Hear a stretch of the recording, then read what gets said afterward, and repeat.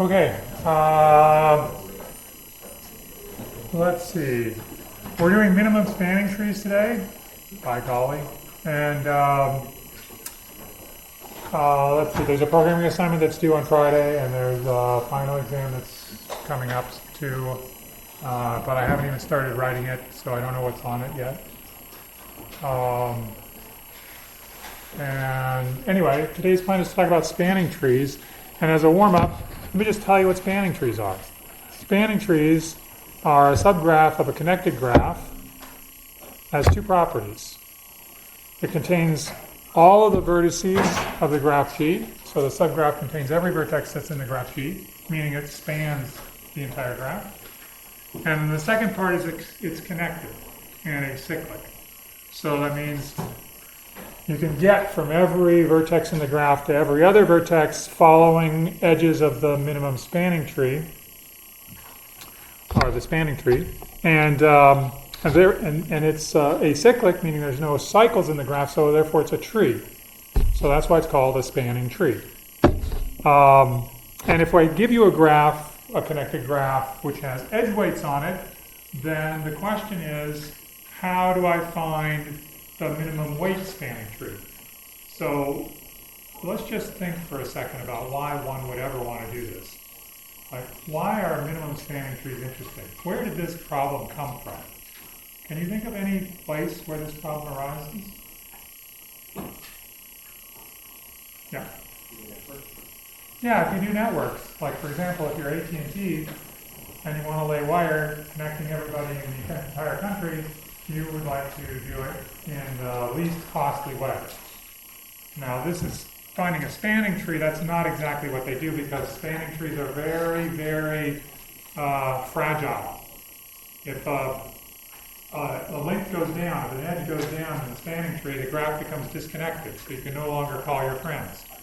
So they don't have spanning trees. What they do is they produce things like 3-edge connected graphs or something like that, which require more breakages to actually disconnect the network. But anyway, it's the basic problem in network construction, cheap networks. So this is what I would like you to do as a warm-up. I would like you to invent an algorithm, or maybe 2 algorithms, and maybe 3 algorithms for finding a minimum spanning tree.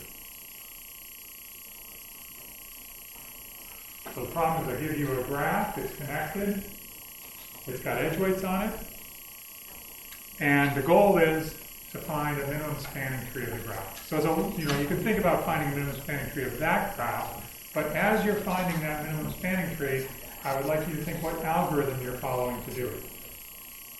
And then at the end we'll collect all the algorithms, and then we'll see if we've invented a new algorithm. Isn't that cool? Okay?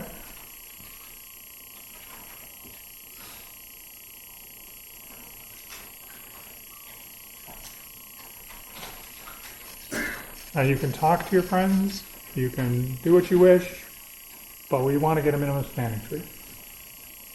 Actually, what we want is an algorithm.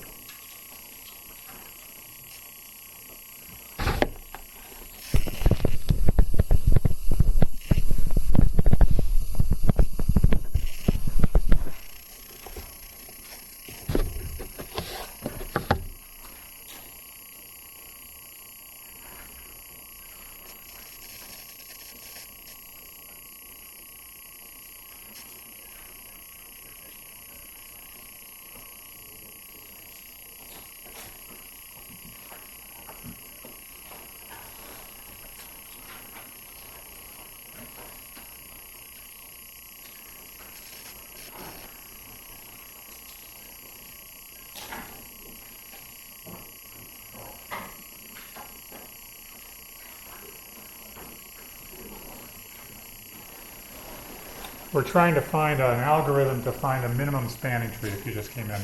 We're thinking about how to find a subgraph of that graph that's a tree, and it's got the minimum total edge weight.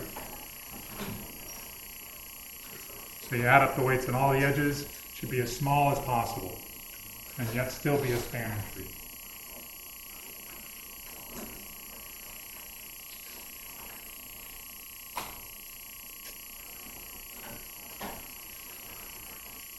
It's too quiet. It's sort of like you've already figured it out and you're waiting for me.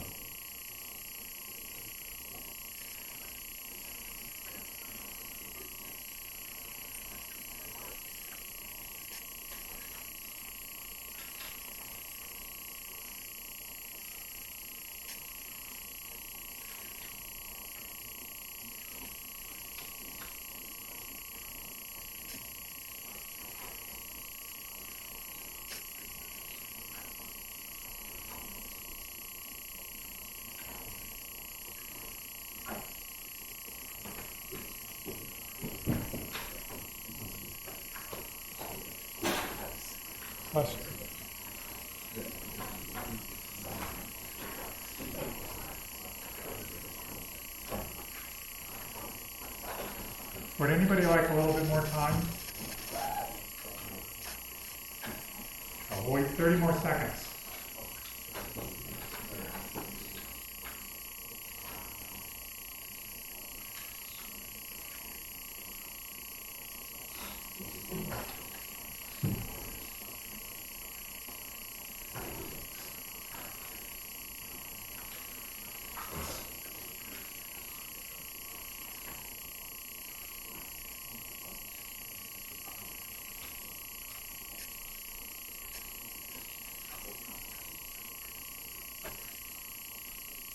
Okay, let's start with the first question, which is what is a minimum weight spanning tree in the given graph? What edges are in the minimum weight spanning tree in that graph? For that graph? CE. You like CE? Okay, great. Anything else? BE. Okay.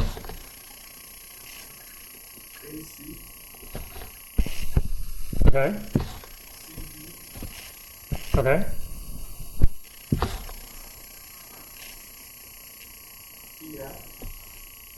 Okay. Did anybody find a smaller weight spanning tree? That's a tree. Doesn't have any cycles. It spans the graph. Every vertex is part of this subgraph. So it's a spanning tree, but is it the minimum weight spanning tree? Anybody find a smaller one? No? Yeah? Okay, great. Now the second question is the algorithm for doing this. So what algorithm did people use? How did you figure this out?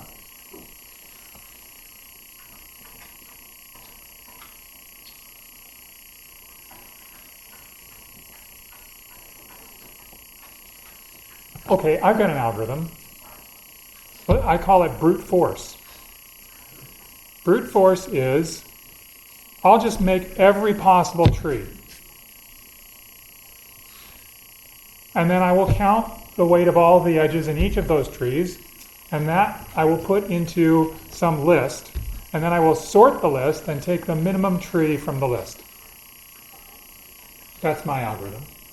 I'm guessing that that's not the algorithm you follow. I'm guessing my algorithm is not something you would have the patience for. Maybe on this graph, but maybe not. Yeah? I don't know how generalizable it would be, but I started at C because that's the central one. Okay. And then I figured out which is the smallest spot that any node.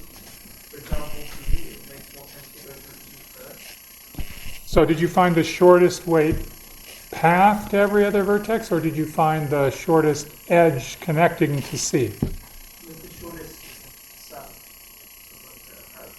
Oh, okay. So you looked at how you could get to each one of the other vertices and did so shortest started to find shortest paths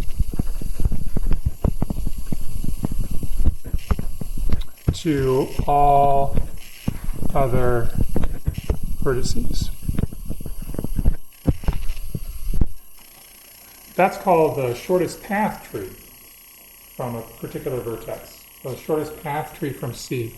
And we saw a shortest path tree when we followed the breadth first search scheme. That was the simple version of shortest path trees that allowed every edge to have the weight 1. Every edge was the same weight. And you could imagine how you might generalize that shortest path scheme, the breadth first search scheme. You might imagine how you could generalize that to weighted graphs, edge weighted graphs. What would you do? I start at C, and what breadth first search does is it says everybody they can get to with length 1 edges, I'm going to put them into my queue. And I'll say those are the edges I'm going to put into my breadth first search tree. Right? That's the way breadth first search works. It uses a queue and it commits to which edges it has to. It's just when I'm talking? No. It just puts those into the queue. Good.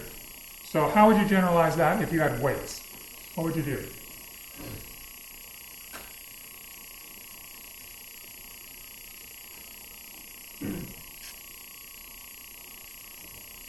There's something else you could use instead of just a regular old queue.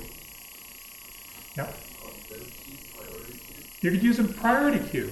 Yeah, you could prioritize edges by weight. So you could put the vertex C into the queue, and you pull it out, and you say, all right, I'm going to put the edges that I can see from C, I'm going to put those into the queue, but I'm going to prioritize them by weight, because it could be, for example, that this edge here, the edge BC, which has weight 7, is too long, and I shouldn't use that edge in my minimum spanning tree.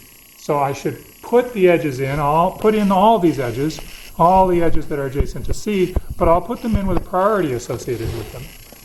And that priority would be their edge weight.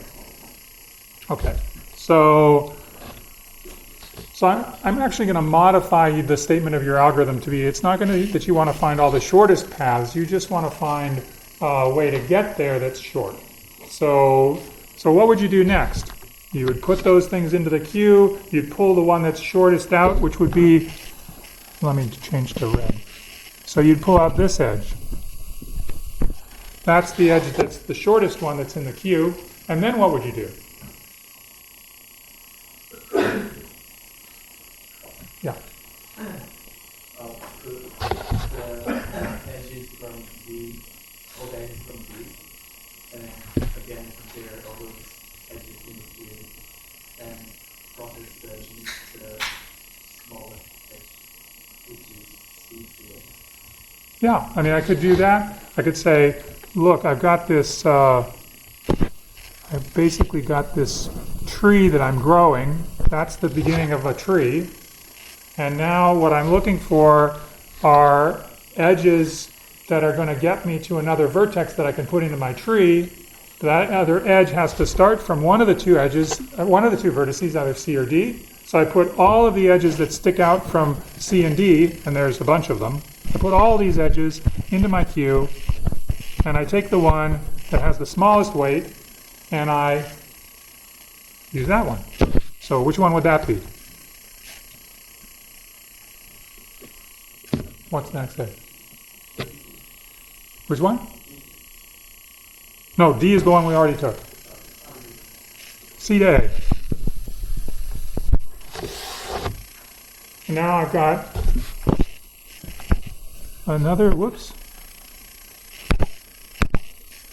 I've got another group of vertices that are in my tree. And now I'm looking for another edge to add.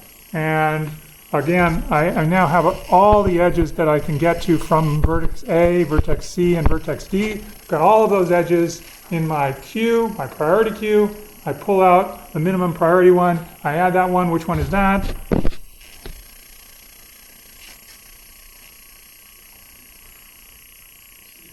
Yeah, C to E. Do it again. This algorithm that you've invented here is called Prim's algorithm.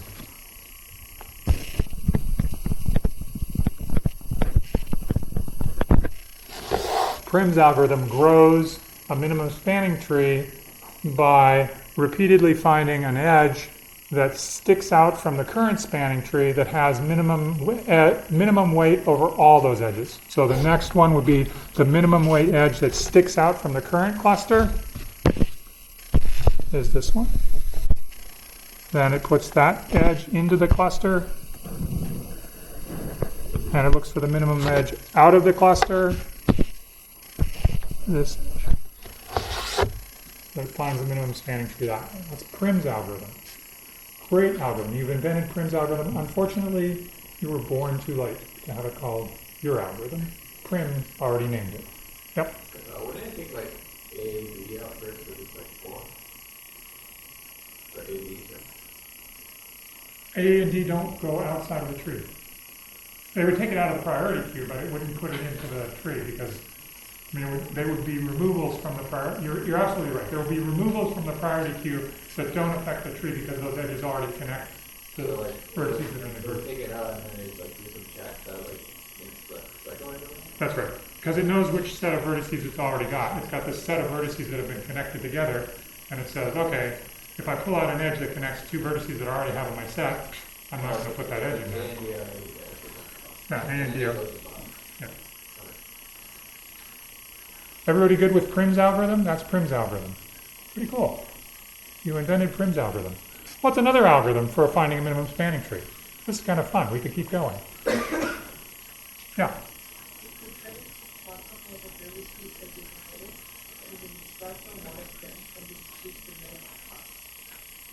That's what we're doing. Prim's algorithm.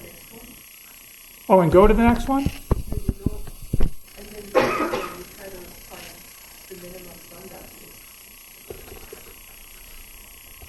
How is that different from Prim's algorithm? Is it Prim's algorithm, or are you talking about something different?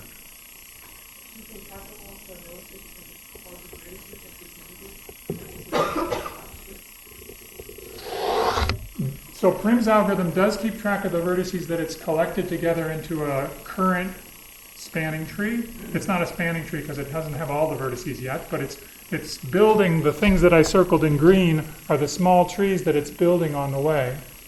And every time it looks to grow that set of nodes that it's put into the tree, every time it looks to do that, it finds the smallest weight edge that it can use to do it. What I'm worried about is if you're following a path down to a particular node, like for example, if I follow the path from from C to, let me do it in fuchsia, that will make it clear. From C to D to A, that's the shortest edge that's coming out of D, is the edge 4. But that's not what I should choose. So you shouldn't just blindly go down paths. You have to grow the tree by choosing the next shortest edge sticking out from the tree. Yep. Also, in this case, but each time we visit, we store all of its adjacent edges into the priority queue. And so when we're choosing, we're always, I guess, like picking. Also, I think the priority queue is implemented as a heap, so we'll always be picking the root node from the heap node. You're worried about the data structure, the heap data structure? Often, I'm just wondering how the actual selection of edges works. You would just use the abstract data type priority queue. How you choose to implement priority queue is none of my business. Oh, but you always pick the smallest. Oh, I want a min priority queue, yeah. I want a min priority queue. That's for sure. Yep. You don't re-add the edges you've already completed there. No. I mean, once something's out of the priority queue, I don't put it back in. When you go to D, the first time, you only add the ones that you haven't included before yet. Right. I mean, I wouldn't want to pull another edge out of the queue that I've already have in my tree. How does the code look like that? Oh, now you can write the code for this. For sure, you can write the code for this. There's a for loop. And that's pretty much it. It's basically growing a tree by just throwing in edges that it's discovering. If it happens to throw in another edge that it's seen before, You mean if it adds all of the edges adjacent to a particular vertex? Fine. Perfectly fine. It just has to check when it pulls the edge out whether it's connecting two things that are already in the tree that you've grown so far. And if it's already in, then it's going to throw it away. So you can either not put it in the queue or you can reject it after you pull it out of the queue. It doesn't matter. It'll work. Wait, can a priority queue like take two things with the same priority? Of course. We see this in the programming assignment right now. That's the problem. There's a lot of angst over the fact that two things with the same priority might come out in different orders. Yep. I want to like function nodes which are not like the neighborhoods are like C and D, and from the shortest we pass like from B to C, then like from A to B, like from the shortest path, and now we only have like F, and code is like old number like special node and from the shortest path.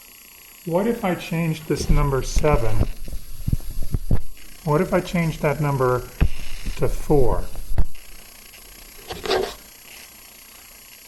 Now the shortest path from B to D is of length 5. It goes from B to C to D. However, the edge BD with weight 4 should not be in the minimum spanning tree. So there's a difference between the shortest path tree and a minimum spanning tree. It's not clear when I put in the 7 there, but it should be clear when I change that 7 into a 4. The shortest path tree would include the edge CB, but the minimum spanning tree does not include the edge CB.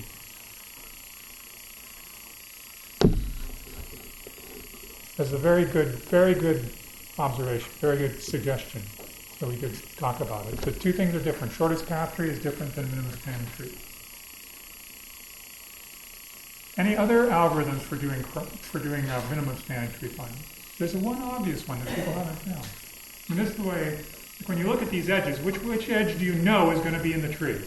You absolutely know which edge is going to be in the tree, minimum spanning tree, when I look at this graph. CD. How do you know that CD is going to be in there? How do you know? It's the smallest weight edge. You can't connect C and D in any way that's going to be less expensive than using DHCD. Okay. What does that suggest as another algorithm for doing minimum spanning tree?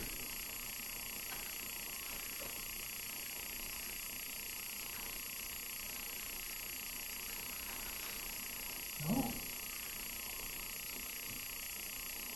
This is good.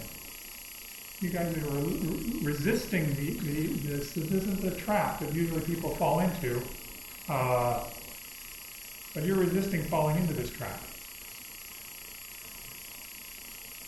In this case, it's not a trap. In this case, it's an actual algorithm that works. But generally speaking, being greedy is bad. So I'm suggesting greedy. Be greedy. What's the greediest thing you could do? Grab the lowest cost edge, put it into the tree. Now what do? I'll grab the next lowest cost edge and put it into the tree.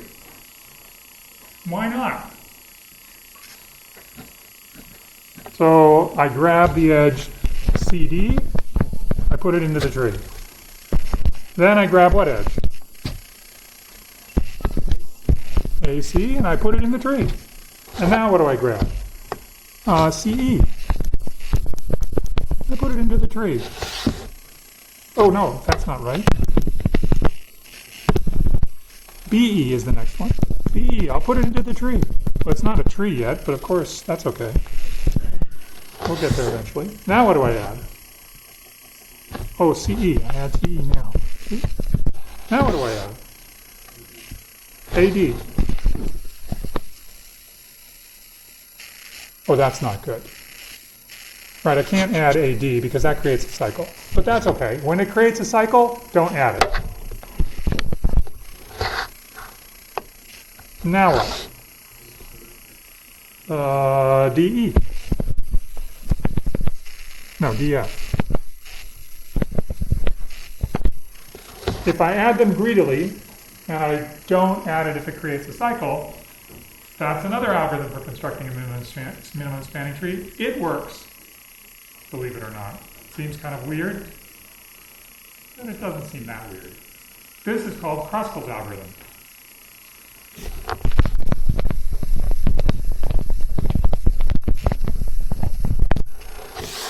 So we have Prim's algorithm, we have Crossbows algorithm.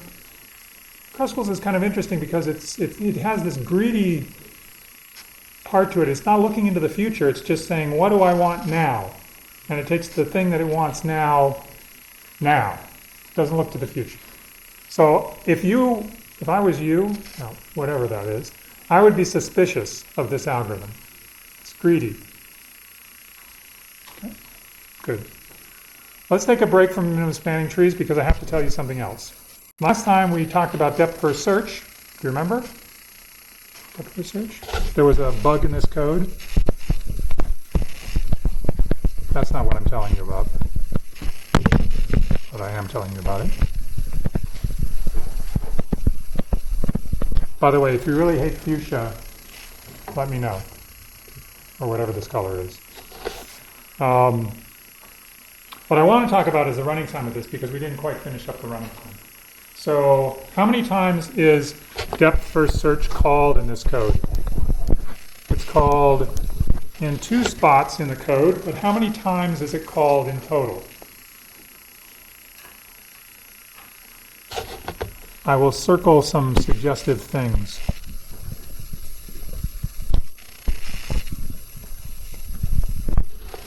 How many times is depth first search called in this code?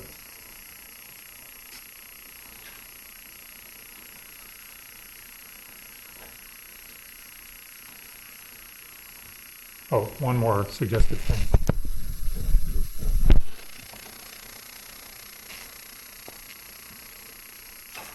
Yeah.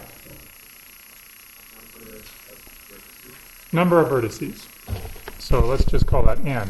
N is the number of vertices in G. G is a set of vertices and a set of edges. How many times is the for loop called? This for loop is right here. So the for loop is executed how many times over the course of the entire algorithm?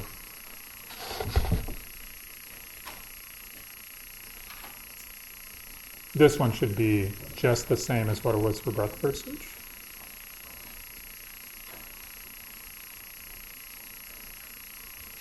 Nobody? Yeah. Yeah, or 2 times the number of edges because we're actually looking at the edges both from V's point of view and from the other endpoint's point of view. So probably something like, something like 2 times the number of edges, or 2 times m. M is equal to the number of edges. And what I'm claiming is that all of the work that's done by depth first search can be charged to either calls to depth first search or calls in the or activity in the for loop. But that's a constant amount of activity per each iteration of the for loop and a constant amount of activity for each one of these calls. And so I'm claiming that the total running time is going to be order n plus n again. Does that make sense to you? Like I could mark off the things that the for loop handles. The for loop is doing this work. Sorry, not that work. The for loop is doing these lines of code, and I'm charging those to the for loop, the execution of the for loop. So every execution of the for loop does maybe a constant number of these blue arrows. Maybe not all of them, some of them, maybe all of them, who knows, but it's a constant number. The calls to depth first search, those calls are going to pay for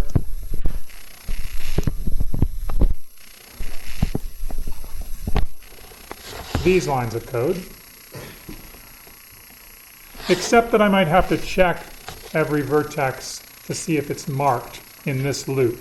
So there's an extra plus n for executing this for loop. So let's do that in some other weird color like black.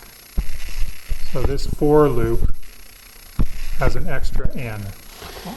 So the total running time is n for the depth first searches, m for the edges, so it's theta n plus. Is this true for the adjacency matrix representation?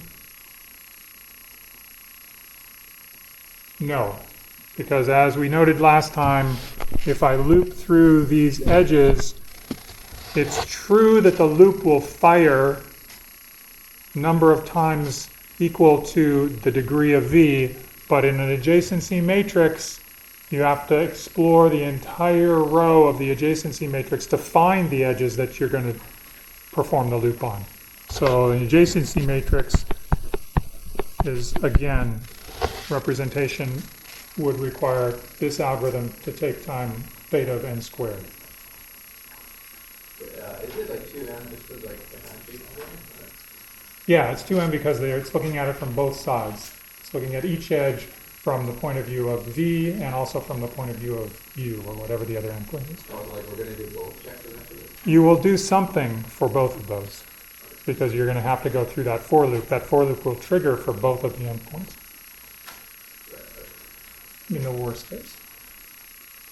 Okay? Yeah. I guess I can see why it wasn't explained. But it kind of feels like it makes sense for a tiny bit of information. Like if you did something like this for every edge, also still like top on and then you get the depth of. Oh, nice. Yeah, so there are, this is a great thing. So adjacency matrices, sometimes they're optimized by putting an extra field into the cell of the array that says how many skips can I make until I get to the next edge. So essentially what that does is make it into an adjacency list. So that little number that you put in there is a pointer that's pointing to the next element in the list. So that's an excellent idea. It's a great way to do it. It costs you a little more to update. It costs you a little bit more if you wanted to add an edge. You'd have to do basically what you have to do with the adjacency list. So it turns it into essentially an adjacency list. Yeah, it's good switch. Okay, I just wanted to get that, anyway, I wanted to do that so that you guys knew what was going on. Okay, Crossbows Algorithm. So, yeah. Like, what is the importance of like the runtime of an adjacency matrix if it's slower than like the regular DFS? The question is, why do I want to know the running time of the adjacency matrix implementation when it's slower than the implementation that uses an adjacency list representation? Because until you know how much time it takes to use the adjacency matrix, it might be that the adjacency matrix is faster than the adjacency list representation. So you have to do the analysis to figure out what's the right thing to do. And so if I, for example, ask you on an exam, what representation would you like to use for doing a depth first search in the following graph? You will say, I want to use an adjacency list representation. So it's more efficient.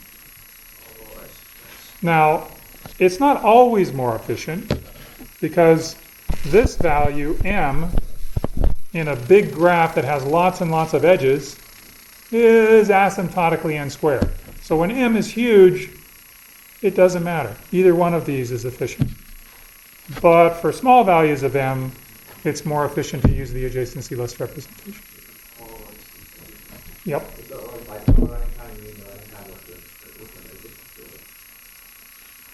This is, with an adjacency list. And this is with an adjacency matrix. But I got to tell you, people just, when you're reading a paper about depth first search, they won't even bother telling you that the representation is an adjacency list. Because it's just, everybody knows that it's got to be an adjacency list.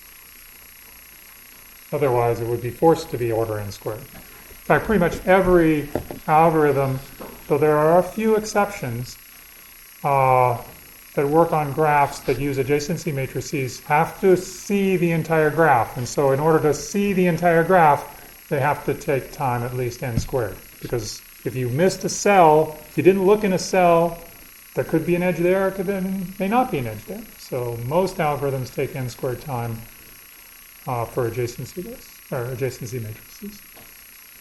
There are some that don't. There's some interesting ones that aren't. Okay. Okay, Crossbows algorithm. So, great. Let's do Crossbows algorithm. So you understand Crossbows algorithm is sort the edges. So these are the edges of this graph sorted. So this is sorted from smallest down to largest. And what does Crossbows algorithm do? It says, I will add an edge in this sorted order unless it creates a cycle. So we add the edge AD. Great. We add the edge EH. Great. We add the edge FG. What about AB? That's okay. So far, no cycles. Oh, BD.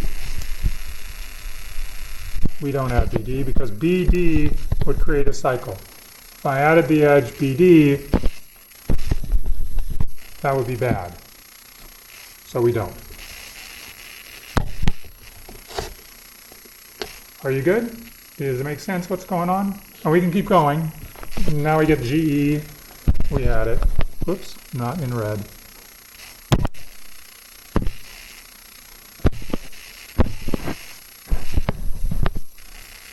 And we have the edge GH.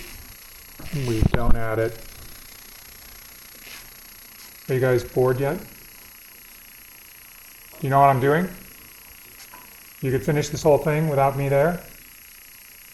Good. I have a question for you.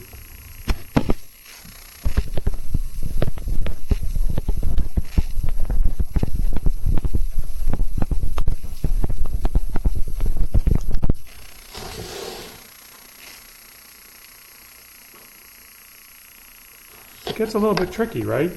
Like if I get a little bit farther along here, I add the edge EC, and now I look at the edge CH. CH is easy, right? There's a little triangle cycle. That's dead. Now I ask, well, what about the edge EF? EF, that's easy. It's a little triangle that I'm making, a little cycle triangle. I don't need that one. But look at FC. This edge FC. How do I know that F and C are in the same group? They're in the same. How do I know that I'm creating a cycle? Yeah. Oh, wouldn't you just mark the vertices that you reached as like marked, and then if the vertices, if the edge leading to the vertice is already marked, then you don't add that edge to the tree. But if it's not marked, then you add that edge to the tree. Well, would you consider the edge? Would you consider D to be a marked vertex? Yeah. Okay, so it's marked. Let's mark it with something like red. And would you consider E to be a marked vertex? Yeah. Okay. So when I get to the edge, so certainly when I get to the edge FC, I don't put it in.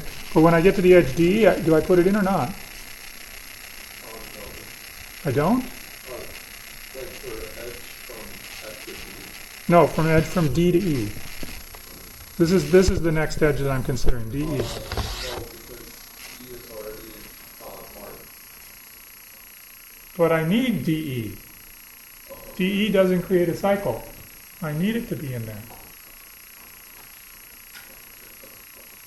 It's a problem. So how are we going to detect cycles? And I have to tell you that you know the answer to this question. You've seen a data structure for doing exactly this. There's a mysterious data structure that had no purpose whatsoever as far as you could tell. And now it has a purpose.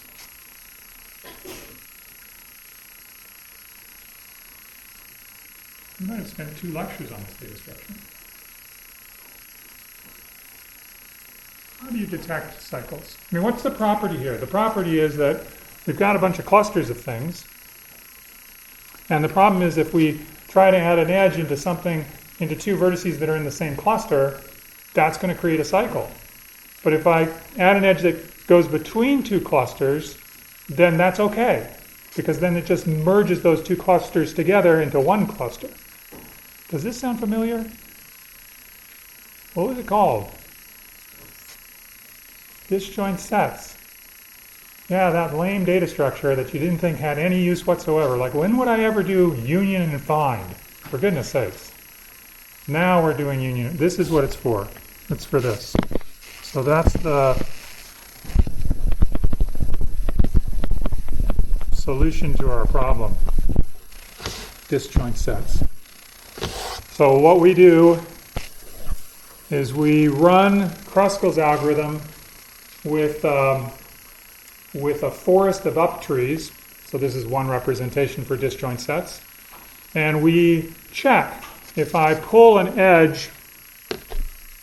So I'm down here considering the edges in order of weight. When I pull an edge out, I say put it into the tree T that I'm building unless it forms a cycle, i.e. unless U and V are already in the same set. If they're already in the same set, I don't add the edge. So I have to perform a find operation. I have to perform two find operations. I do find of U, and I check whether it's equal to find of V. And if those two are equal, they're in the same set, and I don't put that edge into the tree. Otherwise I do. And if I do, I perform union. I say the edge UV has now connected two connected components in the graph, two connected subgraphs of the graph connected together. And so those now all belong to the same set. So I union those two sets together. Is it clear? This works? Yeah. Right, so if you find U and find V, if they're already in the same set, then you don't add it. But if they're not in the same set, then you add the edge and then perform the union. So now they're one set. Yep. That's exactly it. That's exactly. In fact, let's see what happens. Let's do a little bit of this union, this union find version of the Crossbows algorithm. So we started off with the edge AD. We add AD because when we did find on A, it was in its own set, and find on D, it was in its own set. So the find told us that they're in separate sets. So then we perform a union. When we union, we do the up tree modification. By the way, these are up trees that I've drawn here. These guys, this is a forest of up trees. So now I've handled the edge AD. I've reduced the number of components by 1. So now, and I've added one edge to the spanning tree. Now I look at the edge EH. EH again. I do the find on E, it's E. I do the find on H, it's H. They're in separate sets. I perform a union.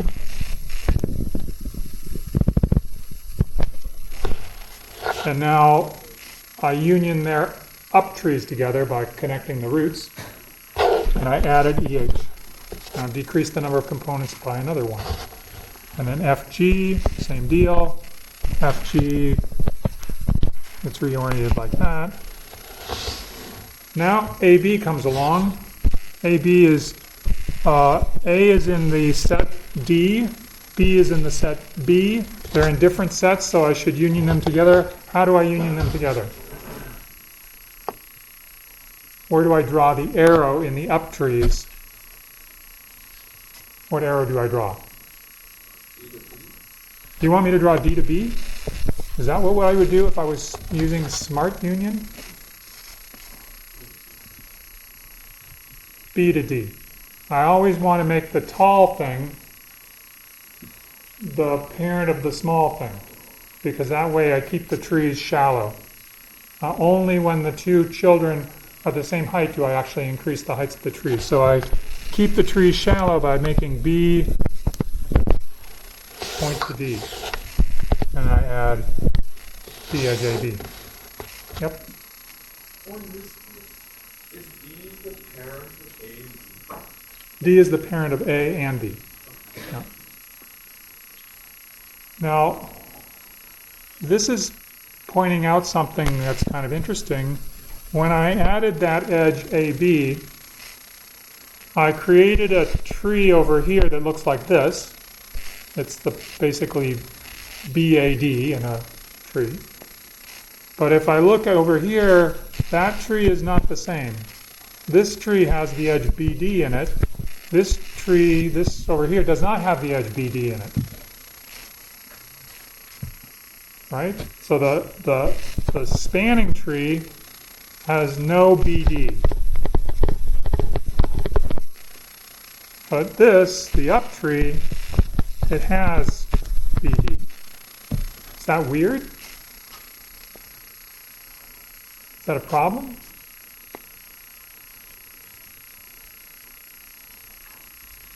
What it's pointing out is that you need two things here. One thing is the spanning tree that you're building, and the other is the up tree, which is representing the sets. The set representation doesn't have to match the spanning tree representation. In fact, it usually won't. Especially if you use path compression and those sorts of optimizations. What you'll end up with over here in the up tree world is something that's a bunch of trees, but they're completely different from the spanning trees that are over here. The only similarity between the up tree world and the spanning tree world is the number of components.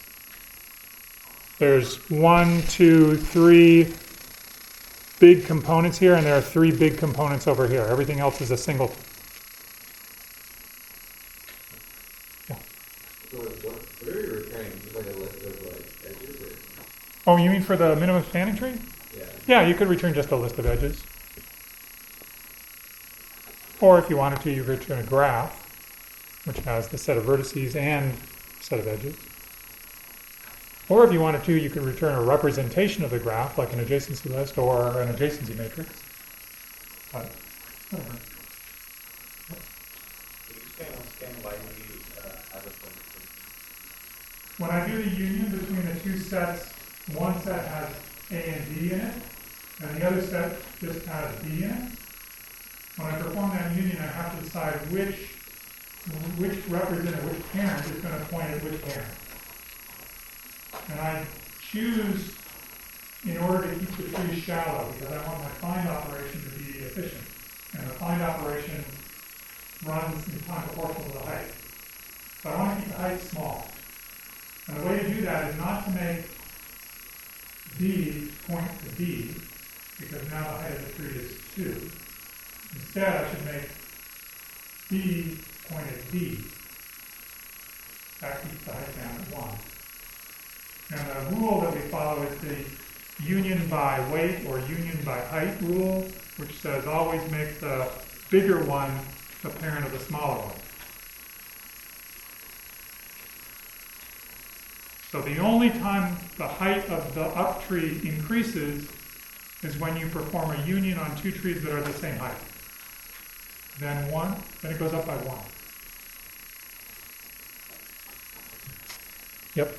So like in the graph, it looks like A is connected to B and A is connected to B, but in the set AB to BB, like what it would look like is that B is actually the parent, and then A and B are the 2 children. Right? Correct. Yep, you got it. Okay, so I've got 1 minute to explain Crossbows algorithm. Well, we did explain Crossbows algorithm. We're good. This is how Crossbows algorithm works. How much time does it take? If I sort the edges first, it takes theta m log m, where m is equal to the size of the edge set. If instead I use a heap, I can build a heap out of the edges in theta of m time, which is faster. But when I go to remove the lowest cost edge from the sorted array, that's fast. That's theta of 1 time. And removing a min from a heap, how much time does that take? Log m. This is a heap on the edges, not on the vertices. So in both cases, the result is that the total time is m log m, because I have to do this remove min m times. Okay. Now what about this disjoint set union and find in 20 seconds? How much time does that take? Remember, if I do m operations of union and find on a disjoint set structure, how much time does it take? Maybe you don't remember the terminology. Do you remember log star m? Well, I'm sorry, log star n? I know you're not happy about that, but that's what the running time is. It's big O of m times log star n. Is that bigger or smaller than m log m? Is m log star n bigger or smaller than m log n?